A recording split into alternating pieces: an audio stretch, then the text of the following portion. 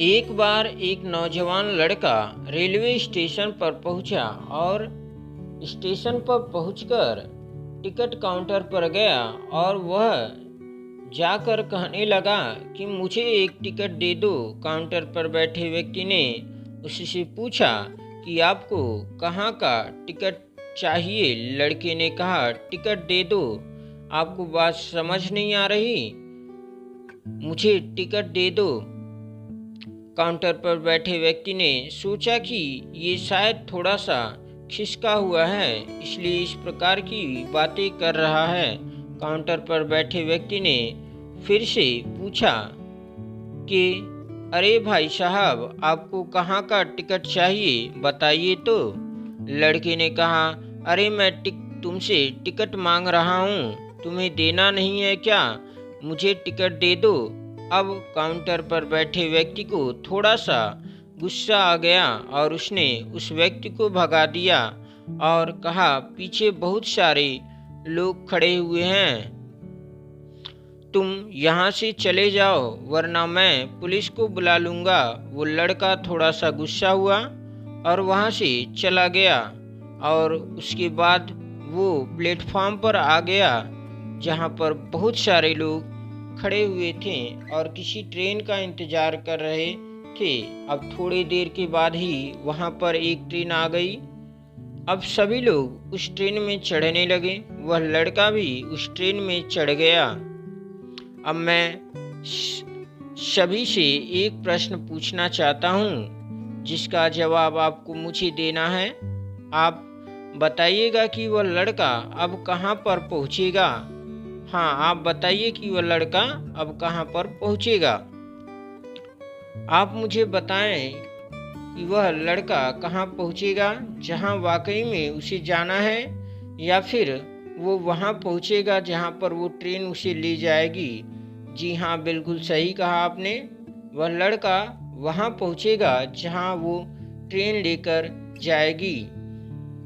अब आप भी अपने आप से पूछकर देखिए कि आप भी बिना लक्ष्य वाले ट्रेन में सफ़र तो नहीं कर रहे हैं। कई बार आप भी अपने माँ बाप को दिखाने के चक्कर में, अपने दोस्त यार को दिखाने के चक्कर में बिना लक्ष्य वाले ट्रेन में बैठ जाते हैं और उन्हें कुछ करके दिखाना चाहते हैं। क्या आपको लगता है कि ये सही है?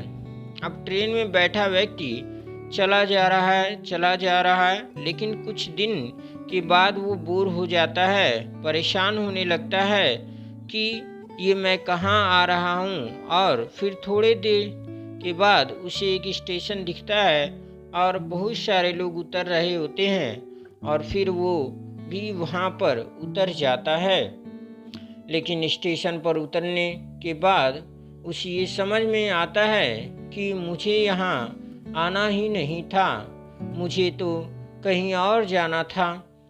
अब फिर से आप अपने आप से पूछिएगा कि कई बार आप किसी रास्ते पर निकल लेते हैं, बिना लक्ष्य बनाए निकल लेते हैं और कुछ दिनों के बाद आपको यह महसूस होता है कि आपको यह बनना ही नहीं था, आपको तो यह करना ही नहीं था, आप तो किसी और चीज़ के लिए परफेक्ट हैं और आपको तो वो करना था।